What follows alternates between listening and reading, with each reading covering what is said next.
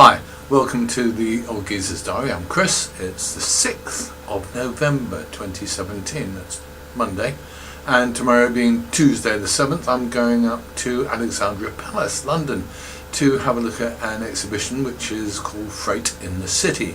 I'll be filming it for one of the channels. The channel in particular I'm working for tomorrow is Tracking TV. We kind of gave up on Tracking TV when we had a problem with the business model because we had some problems with our Facebook activities. And I've just thought about lots of ways of doing it better. So at the end of the day, we're going to kind of not do so much Facebook, but we're going to have a lot more stuff online, and we'll get back to Tracking TV and perhaps get back to doing something a bit more televisual, you know, a program or something like that.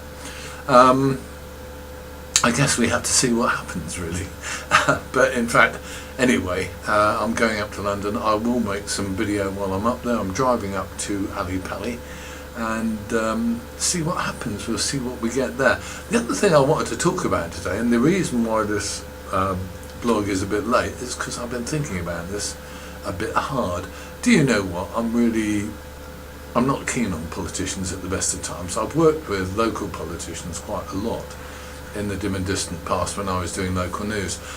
To be quite honest with you, national politicians are getting on my chimes. They just seem to be takers all the time without doing much for us, to ordinary people.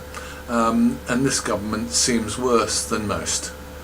They have had this scandal with the current one with, I don't know what you call it, inappropriate behaviour.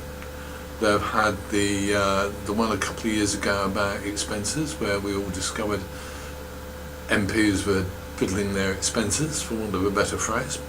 And it seems to me that the government of Mrs May and the previous government, really, of David Cameron, are doing something that I don't like. And the thing I don't like is they're taking our system apart. They're taking our welfare system apart, they're taking our health system apart, they're reducing. Reducing is not necessary, not in this way, because what we can do is look for a different way of making our country work.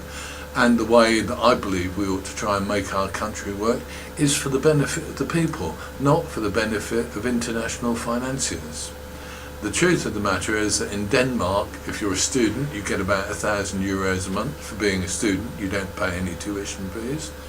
If you go to work and don't earn quite enough to make a living or to make a decent standard of living, then the government gives you more money.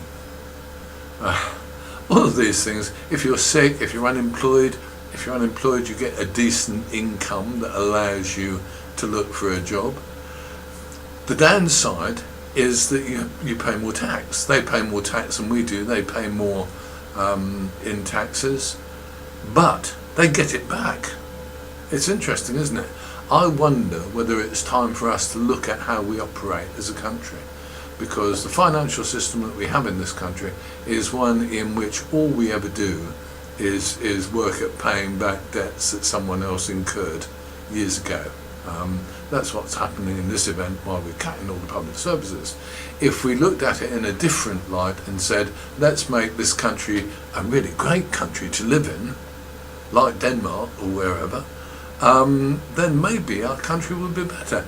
Would you like to think about that? I've thought about it a lot, and if you look online you'll find lots of detail about how Denmark operates, how the Danish people benefit from their system of government, and how the Danes are amongst the happiest national residents in the world. Are we? I don't think we are at the moment, but I think we easily could be by just changing the way our country works. I'm the Old Geezer, I'm Chris, I'll see you soon. I don't want to bore your pants off, really. See you again.